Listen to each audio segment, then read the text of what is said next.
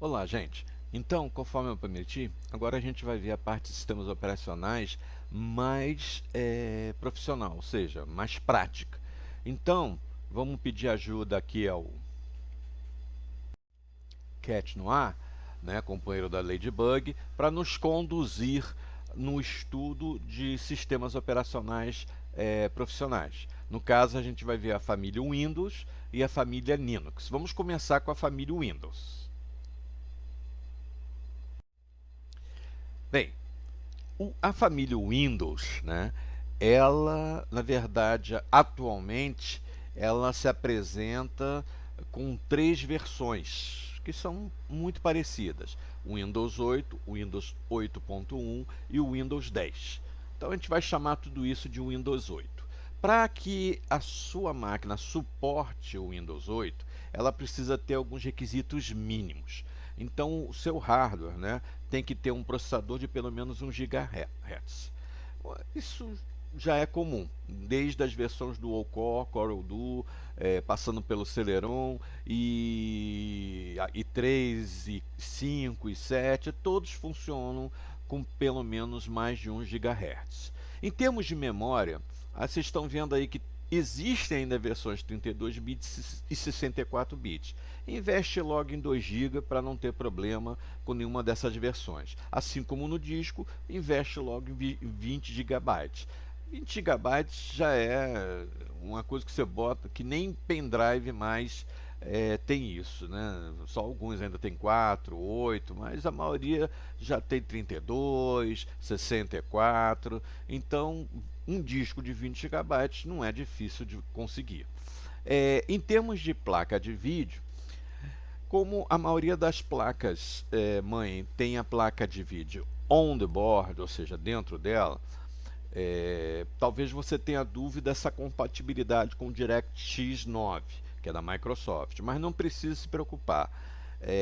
A maioria das máquinas vendidas hoje em dia e associadas à placa-mãe, aquelas que a gente viu em outros slides, já vem na BIOS dela com essa compatibilidade da placa de vídeo com DirectX 9. Então, DirectX 9, então não tem problema.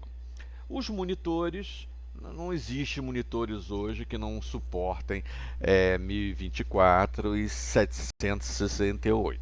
Então não vai ter problema em relação a isso. Bem, quando você começa a mexer com Windows, dependendo da versão 8, 8.1 ou 10, você vai ter uma interface inicial diferente.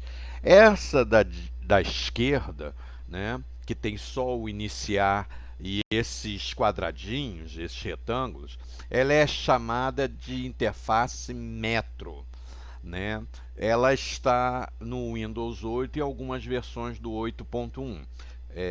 Você aperta o botão iniciar e aparece ela.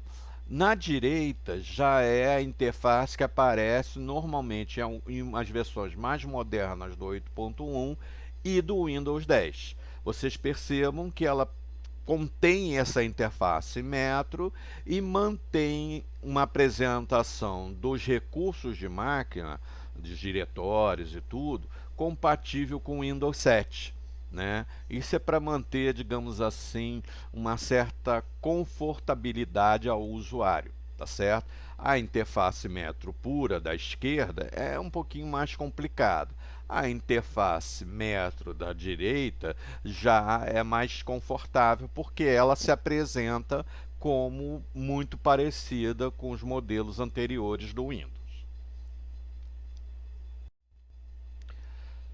A primeira coisa que a gente vai fazer é mexer com o gerenciador de tarefas, que na verdade vai nos ajudar a mexer com os processos e a memória.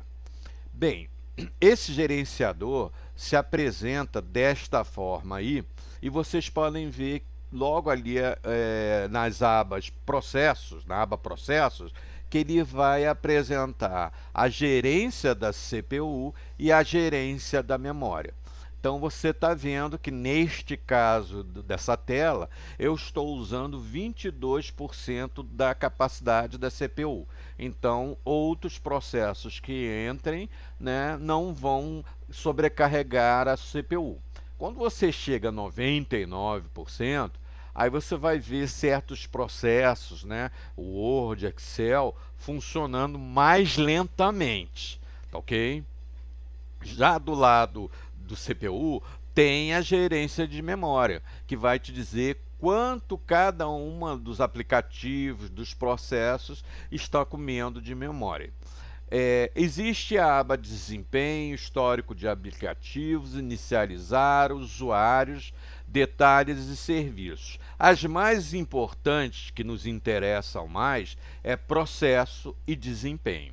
Nos processos, a gente vai ver o seguinte: primeiro, o que ele considera de aplicativos, que são aqueles processos associados diretamente a programas que estão sendo executados, ou seja, processos que você está manipulando imediatamente, como por exemplo nessa máquina, gerenciador de tarefas, o Google Chrome, o Microsoft PowerPoint e o Windows Explorer.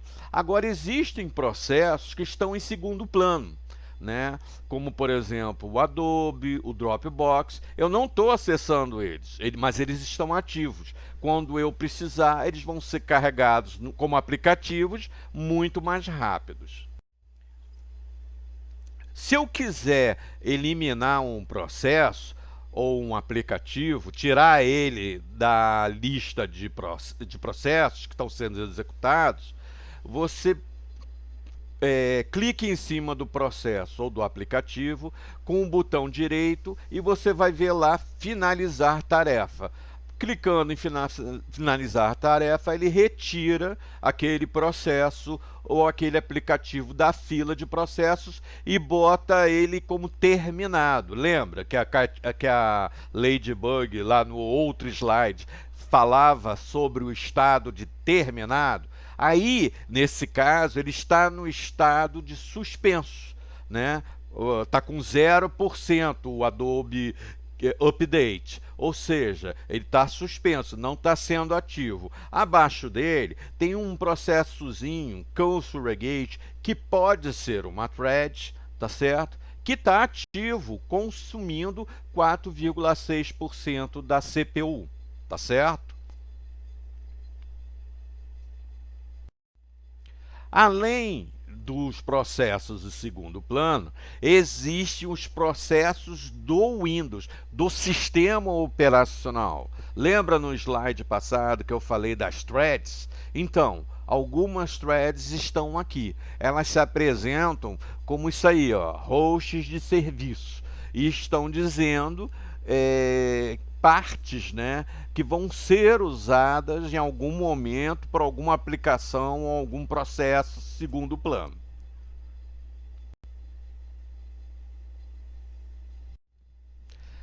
Bem, no desempenho, você pode primeiro ver a velocidade da sua CPU, né? Ali no caso 2,24 GHz. E quanto está sendo utilizado naquele instante? 34% da sua capacidade. O número de processos, o número de threads, você vê que tem 1.147 threads, né? Coisa pra caramba, né? E a gente pode controlar, né, o que está acontecendo dentro da nossa CPU.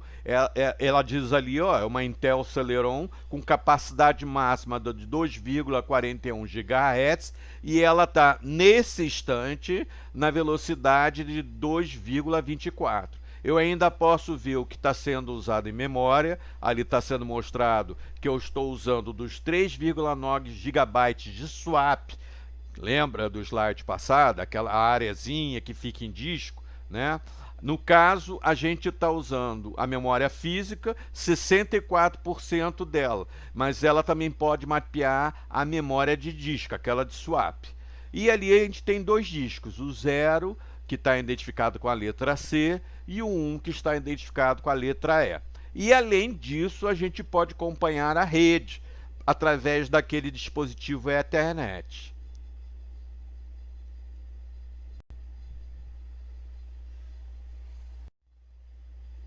Bem, aqui a gente tem uma apresentação melhor da interface Metro. Se vocês clicarem no botão que te apresenta o símbolo do Windows, é o botão iniciar, e ele vai apresentar tudo que existe nesses quadradinhos. Os recursos, opção de energia, etc, etc, etc. Ele vai permitir também que você execute alguns programas a partir desse menu iniciar e que você saia da máquina ou suspenda, né? Além disso, você pode ir para a área de trabalho, que é aquela que apresenta os ícones de maneira mais confortável.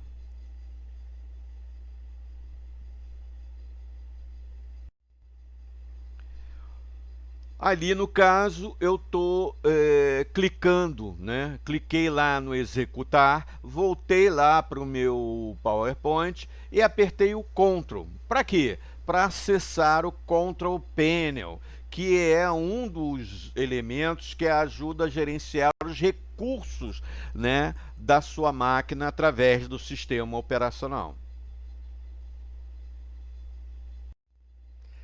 Aí está uma apresentação bem completa desse gerenciador de recursos que o painel de controle permite. A gente vê várias coisas aí, todas essas coisas, na verdade, são o que precisa para gerenciar a máquina.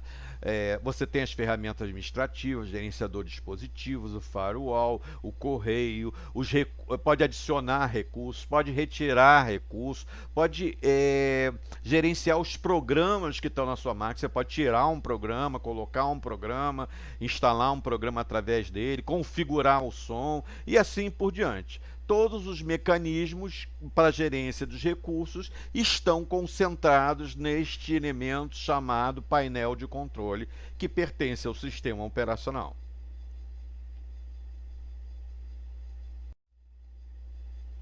Aqui, por exemplo, eu cliquei em gerenciador de dispositivos, desculpe, informações da máquina, né, do sistema. Aí eu tenho ali o acesso a recursos de hardware, componentes, eu posso manipular isso. Isso aí é uma interface maior do programa de registro, que é um programa que eu não aconselho ninguém a mexer, a menos que você saiba muito, muito do Windows, tá ok? Então, essa interface é melhor de se mexer do que a interface do programa de registro. E faz mais ou menos a mesma coisa. Só que é bem mais fácil.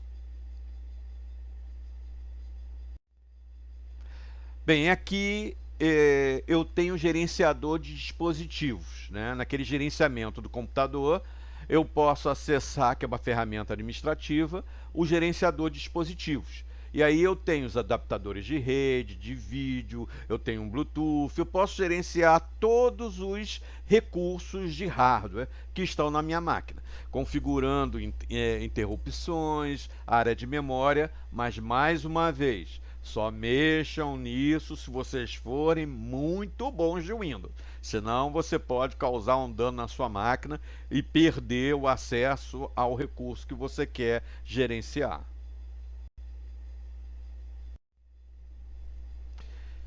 Eu também posso gerenciar disco. Ali no caso, eu tenho todos os discos que estão associados à máquina.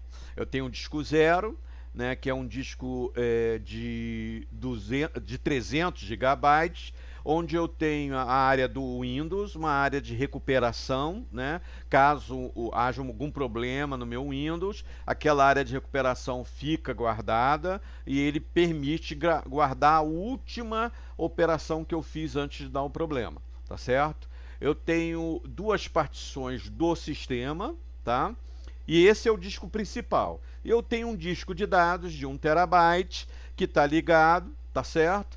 E eu coloco nele só dados. Além disso, eu tenho também o acesso a um dispositivo de CD DVD-ROM, ok? Interessante é o seguinte, neste gerenciador de disco, eu posso particionar também quanto de disco cada usuário desta máquina vai usar. Como aqui praticamente só tem um usuário, não tem essa necessidade de particionar. Mas digamos que o computador da sua casa tenha seu pai, sua mãe, seus irmãos, e você queira gerenciar isso. Então você pode, neste gerenciador de disco, particionar áreas para cada usuário. Bem, aí na configuração do sistema, eu posso verificar, por exemplo, que a versão desse sistema operacional é um Windows 8.1. Né? E mexer com a parte de inicialização, serviços, inicialização de programas e ferramentas. Você precisa de um certo treinamento para mexer com isso, tá ok? Então tomem cuidado. Outra coisa é que, apesar da interface ser gráfica, você pode fazer tudo isso via prompt de comando. Você acessa o prompt de comando e aí você pode fazer, por exemplo, chamar o Control Panel, que é o software control.exe, e com isso carregar o Control Panel, o painel de controle, através do prompt de comando. Então tudo que você faz no mundo da interface gráfica pode ser repetido no prompt de comando. Só que aquela história, o prompt de comando é para pessoas como eu que mexiam no DOS, de onde o prompt de comando copia a interface. E para vocês, de repente, pode não ser uma interface que vocês gostam, mas ela está aí e pode ser usada.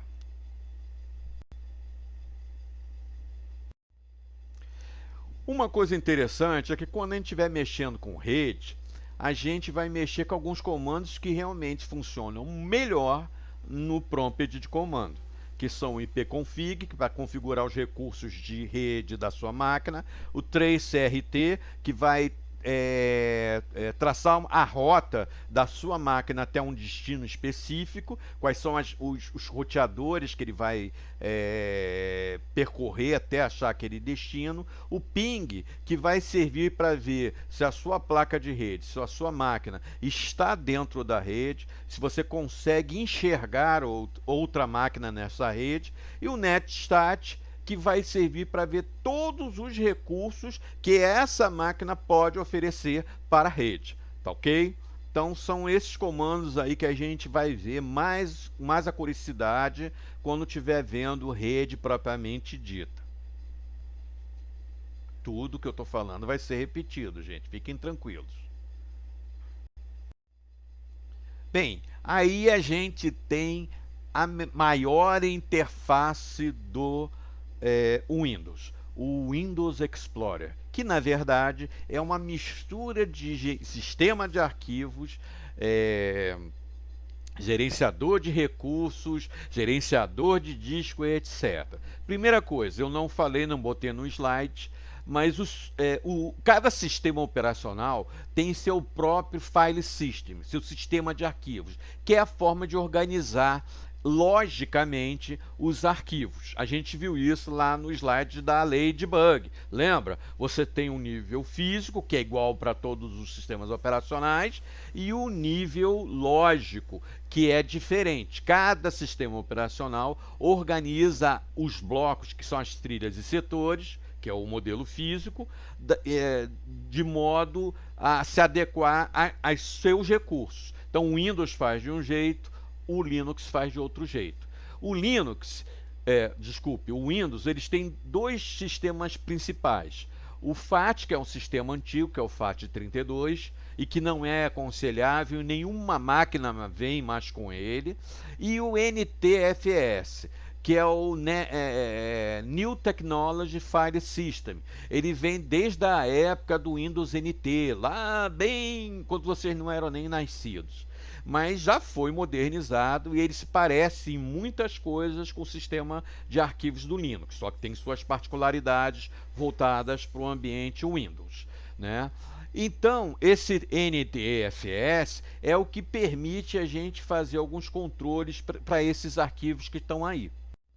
Um deles é justamente, por exemplo, eu entrei aqui no meu computador, no diretório, meu computador, lembrando que diretório é uma forma de estrutura e é um arquivo que contém um ponteiro para diversos arquivos que pertencem a esse diretório.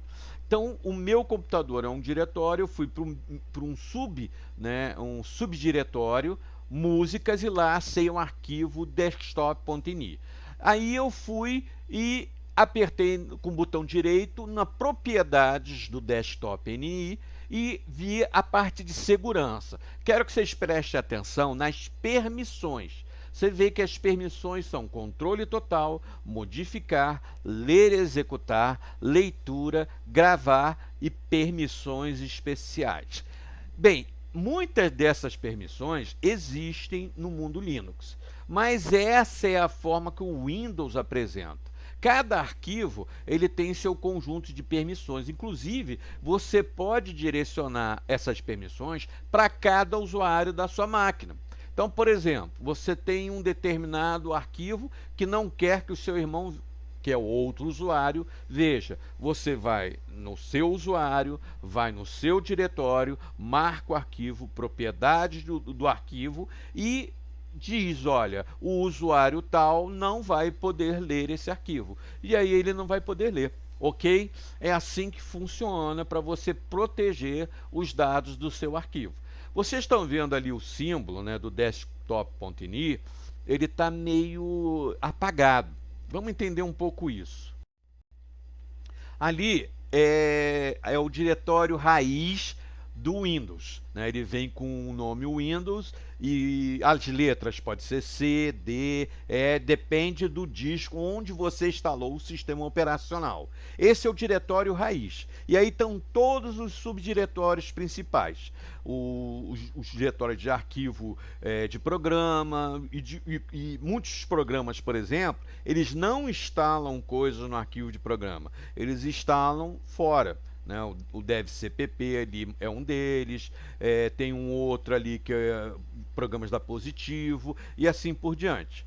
Mas o que nos interessa aqui é a propriedade do disco. Eu posso marcar com o botão direito ali no Windows C no Explorer e vai aparecer essa telinha aí, né, com várias abas. Essa aba é a aba geral e eu posso ver na aba geral quanto do disco está sendo usado. Então, meu disco tem 300 GB, eu já falei para vocês que o 300 GB é, na verdade, comercial, na prática, ele tem 282 GB de uso, eu já expliquei por quê, porque nem todos os blocos são usados, e eu estou usando 243 GB, está me sobrando só 38,7 GB. Então, eu posso controlar isso. Tá, ok? Eu posso controlar a cota de cada usuário, a segurança de acesso a esse disco, e eu quero que vocês prestem atenção lá embaixo na abazinha permitir que os arquivos dessa unidade tenham conteúdo indexado. Lembra que a Ladybug nos falou no outro slide sobre a forma lógica de alocação hoje em dia dos sistemas operacionais ser indexado? Isso já veio com a minha máquina, então isso é padrão. Eu posso retirar, mas não é aconselhável. Se eu retirar, o acesso a um arquivo vai ficar mais demorado. Bem, como é que eu estou vendo esses arquivos aí que estão meio com cor, né, fosca, e aqueles que estão com cor mais viva? Esses que estão meio apagados são arquivos de sistema. E como é que eu fiz? Eu fui lá na aba Exibir e botei clicado itens ocultos, tá? Aí eu posso ver todos os arquivos, inclusive os de sistema, que são esses que estão meio apagados. Que na prática a gente não deve mexer, tá ok? Senão você impossibilita o uso do disco, você pode fazer danos irrecuperáveis, sendo obrigado a reinstalar o seu sistema. Tá certo? Então, isso aí eu fiz só para vocês verem que existem arquivos que a gente pode mexer e existem arquivos que são do sistema e que a gente não deve mexer. Ok.